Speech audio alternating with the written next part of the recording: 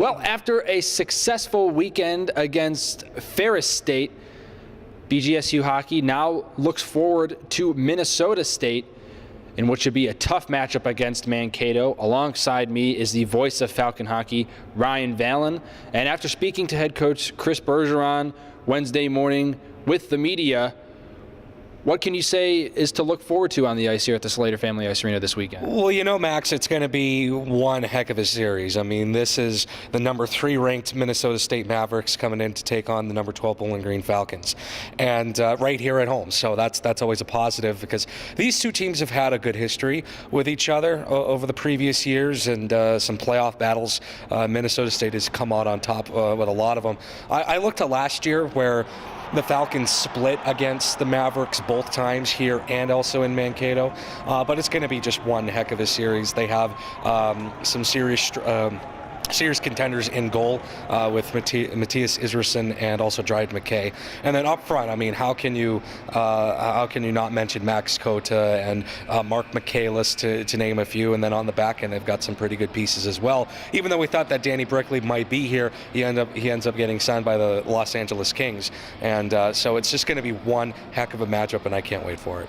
While it is a home matchup, it is fresh on the heels of finals week. So how important does that play a role in this matchup being on home ice, even though it is somewhat of an off week for students? You know, I think for the finals, at least, because you and I are going through that, to be at home for finals is a breath of fresh air because you're home, you're able to do your finals. You don't have to have any excuses to have them either before or after class or something like that. You don't have to have an extension on it and stuff like that. So you can come here, take your finals, and then once finals are over on Friday, you can look forward right ahead to the games later Friday night, and especially Saturday.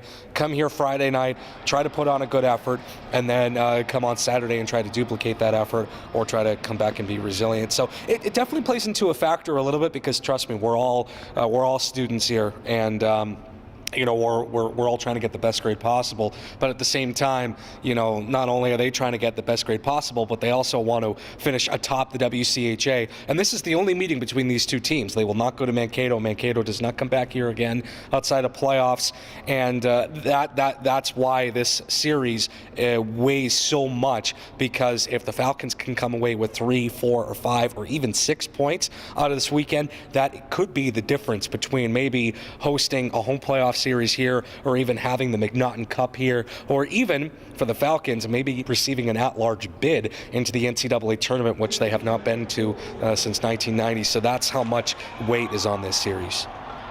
We've talked about coming off the heels of a good Ferris State matchup this past weekend, and a large part of that success came from the freshman class, specifically Alex Barber and Will Cullen as well, generating a lot of offense, specifically Alex Barber scoring that overtime goal. How important is that for not specifically those two players, but the entire freshman class, even if they're not playing, to just have the mindset of this is a big series, we need to be big-time players here? Well, if you talk to head coach Chris Bergeron, you'll talk about the freshmen, and he'll say, well, they're just freshmen.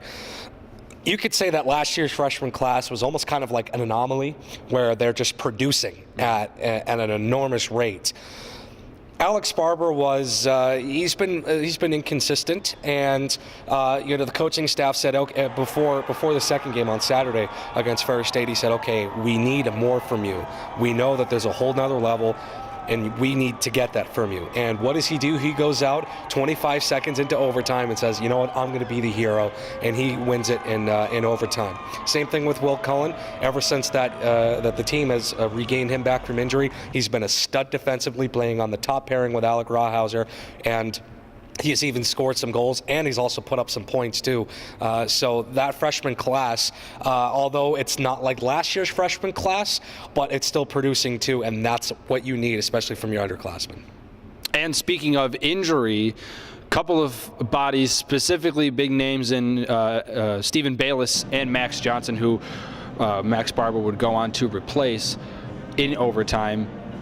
Looking like it's a little bit of a day-to-day thing, according to head coach Chris Bergeron, but still something to keep an eye on here as we head into the weekend, hoping for a BG Falcon hockey victory over Mankato.